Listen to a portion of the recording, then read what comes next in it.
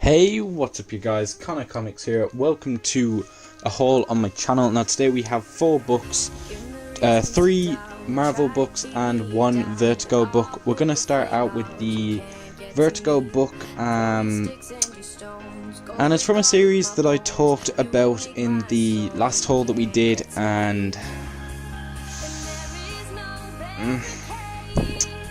I sort of lost it with this series. I enjoyed it in the first volume. Second volume hooked me in the first half, and then the second half lost me. And then this one, just from the start, I just could not get into this. The Fear Machine is basically a story arc where he joins basically a team of travelers, and the travelers basically, there's like this trem line that goes through the countryside, and they're basically using that to take out people or control people and things like that. But I just could not, there's literally just a full issue, 24 pages of just him joining this traveler gang. Nothing happens. Then issue 2, still nothing has happened. I literally had to begrudgingly get halfway through this book just to say, listen, it may get better, something may happen. I'll maybe give volume 4 a go, as I believe on the volume 4 Grant Morrison comes onto the book as but I don't know, I just couldn't really get into this, and it's a shame, as like I said, I really was loving the series, but at least I gave it this far. But yeah, just could not get into it. Next book that we have is Uncanny X-Men The Red Shadow by Rick Remender and art by John Cassaday. So this is taken right after the events of Avengers vs. X-Men. So it's basically, half the team is made up of Avengers and half the team is made up of X-Men. And this collects, if I didn't throw it, volumes 1 to 5 of the series during 2012. Got this for about €5 at some local bookstore in a place near me. Was lucky to find it, literally nabbed it up. I know it's still from 2012, but it's a hardback, and you can get sort of single issues for around that price. I paid €6 for this, and I got that for 5. So it just shows sometimes if you hunt for them, you sort of find these books. But yeah, basically it's a storyline involving different characters from the X-Men and the Avengers, so I'll show you the different characters that this book includes. So Avengers wise, you have Captain America, Thor, Scarlet Witch, the Wasp and Wonder Man, and then X-Men wise you have Havoc, Wolverine, Rogue. Scarlet Witch is also an X-Men, and Sunfire, can't really remember if he's an X-Men or not, because I sort of read this a bit ago and then sort of read other books in between.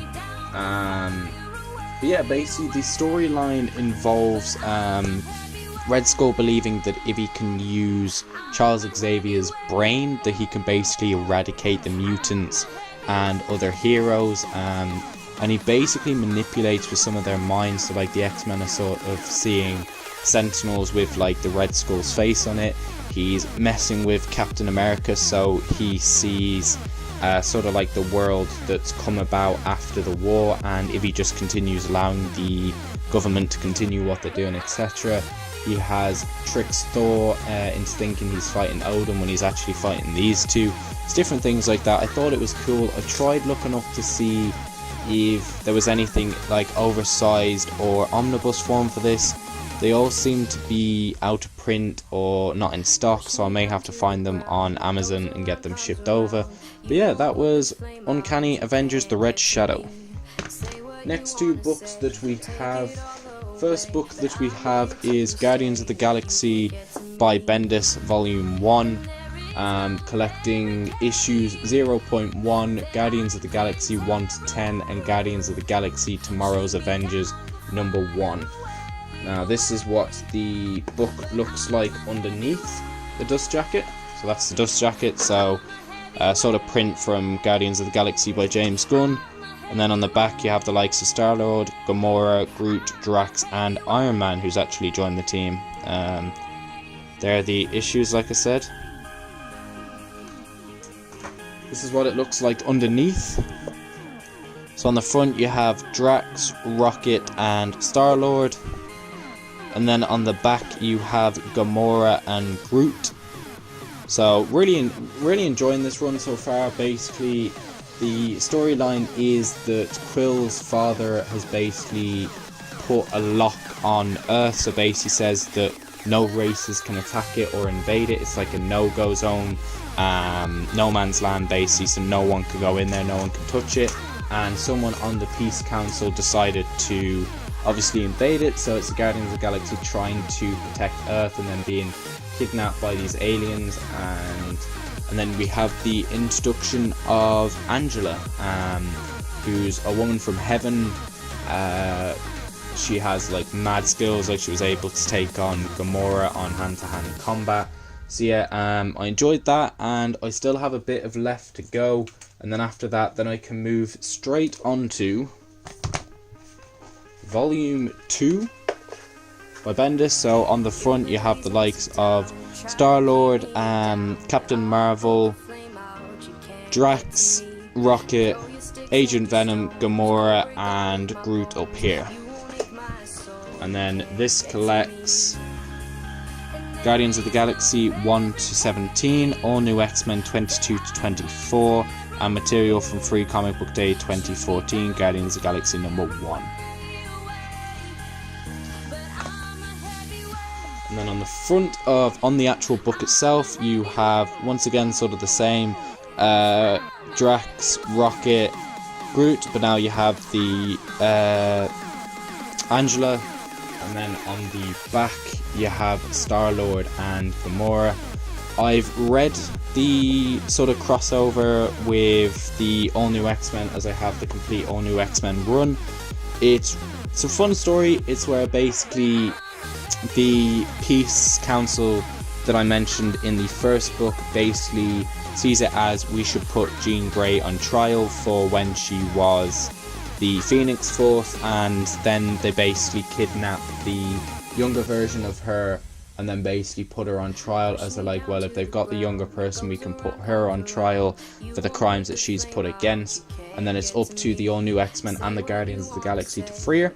I enjoyed that story. I'll sort of skip it when reading this so I can basically just get on and read more about the Guardians of the Galaxy, because I do have volume 3, 4 and 5 on the way, so I just want to do a read through and just finish off the series. But yeah, I've been enjoying it so far. One criticism that I've also heard of other people reviewing this story have said, Rocket has this thing where when he's going up against enemy, he goes, blam, I murdered you, bam, I murdered you, bam, I murdered you, and you literally get to the point where it's like, just stop. Like, it literally gets on my nerve. At first I didn't think I would notice it that bad, or that it would annoy me that much, but whenever he gets into a fight, that's all he does, and it wrecks your head. Like, let's see if I can find an example.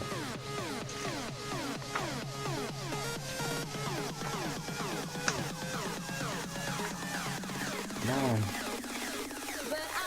Ah, there you go. Blam murdered you. And you're like, oh, that's probably the only time that I would see it. Nope. Blam murdered you, Blam murdered you, and it gets to the point where you're just annoyed about it. There it goes again. Blam murdered you, Blam murdered you.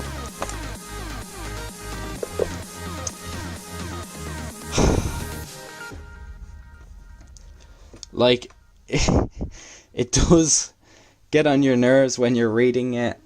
Hopefully, sort of for the first 2 or 3 issues you notice it more, and then after that he seems to relax. But I mean, I could just be saying that and then read the next volume and then he continues saying it. But yeah, so far this series I've been enjoying it so far. Like I said, with the Uncanny X-Men, I enjoyed that series, and then Hellblazer I could not really get into. But yeah, thanks for watching guys, and I'll see you guys in another video. Peace.